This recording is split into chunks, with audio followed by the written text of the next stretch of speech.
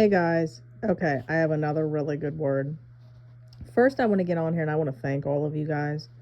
The amount of messages that I get on a daily basis telling me that you guys just love the videos and the videos help you so much and that you've listened to them over and over and over again, and the amount of people that just are checking in on me on a daily basis and just reaching out to me with the most kindest messages. I just want to tell you all, you guys are so beautiful inside and out, and I thank you on a daily basis. I also thank you all, my day ones who have been here. I thank you guys all for having my back, and anybody that's out, plotting behind my back, in the group and things like that, that you are, letting me see what's going on behind closed doors. And even though I'm not upset with anybody, just the fact that you guys care that much about me, you have no idea how much that means to me. And I just want you guys to have a special shout out because you guys are the best. Okay. So this word is going to be about one of my favorite disciples. It's going to be about Peter.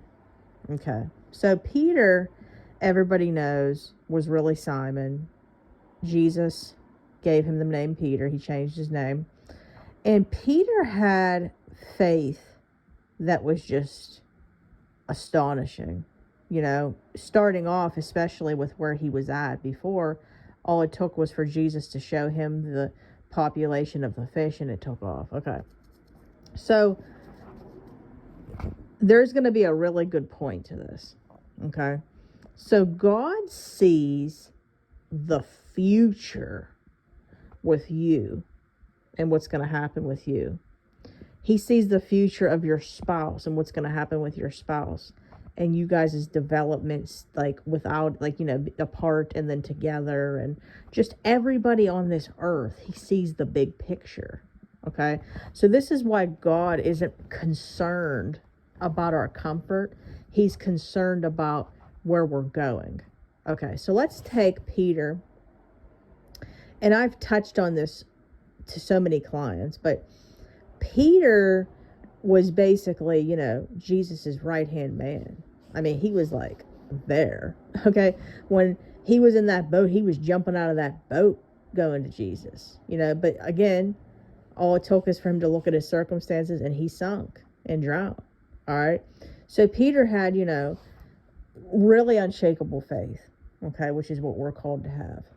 Now, this is where it gets tricky. God sees the big picture. He knows what we're ready for and what we're not ready for. So this comparison here is, let's take Peter. Peter thought he was ready. Okay. Peter thought he was ready when basically Jesus was talking about how this was going to be his last dinner with them, basically, and that he was going to then have to deal with the crucifixion, all that, his death. And Peter said that he would follow him, always. And he told him how he was going to deny him 3 times. We all know the story. And he did. Okay. Now, when Peter was basically like getting all amped up, like, I'm going to follow you, Jesus. And, he was like real amped up. Like he had that walk on water faith. Jesus was almost like, listen, young man, you got to calm yourself down because you don't know what's up ahead. Okay. And this is why Peter ended up denying him. He thought, oh, I'm ready. Like all of you guys think you're ready for your spouse to come home. But what Peter didn't know was when it got tough, when things were getting tough, okay, as much as he loved Jesus and as much as he was Jesus's right-hand man, when it came down to it, it was tough, okay? So that all being said, he denied him 3 times. We know the story. But look at the turnaround through all of that, okay? Look at the turnaround. He ended up turning around and in the book of Acts made up for it, okay? Because see, that all that pain that he went through, you know, denying him, going through that guilt, that shame, all that stuff. Like, think about how painful that was, knowing how he felt about Jesus, how his fear got the best of him, and how we're all human, okay, when we're being persecuted, how it's tough, okay, how sometimes we could actually allow someone to be thrown under the bus. And I know we've all been there. We've all been there in places to where sometimes, to keep ourselves out of trouble, sometimes we won't speak up for somebody that we should, or maybe we don't say anything, you know, like we think saying nothing's good, but in reality that's just as bad. We need to stick up for what's right, okay? I've been there, okay? So my point is, guys, God's seen the whole picture. He knew his heart. Peter's heart was he loved Jesus, but his fear got the best of him. He knew he wasn't ready. He wasn't ready for that type of persecution. And just like if it hasn't happened yet, guys, you're not ready for what's coming either. This is why God sees the whole picture. So what I want to honestly get across to you guys right now is that he sees the whole picture. So if it hasn't happened yet, there's a reason for this. When Peter was finally ready, that was when he was able to take all that punishment. He was able to take all that persecution of being beat and everything like that, like literally like punished how many times after Jesus was gone. See, he was getting prepared for that. And then we all know he ended up being crucified upside down. Here's the thing, guys, you don't realize, I don't think any of you realize what's coming after.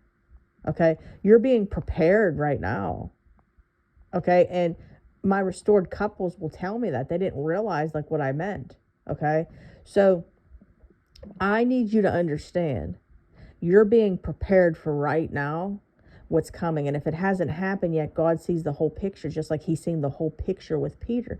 And I also want to add, okay, that he sees the whole picture, like even like with your spouses. He sees the whole picture. He sees how it's going to turn around like it did for Peter. He sees the whole thing, or like Saul, like when we're looking at Sauls out there, okay, or Jezebels, he sees the Sauls turning into the Pauls.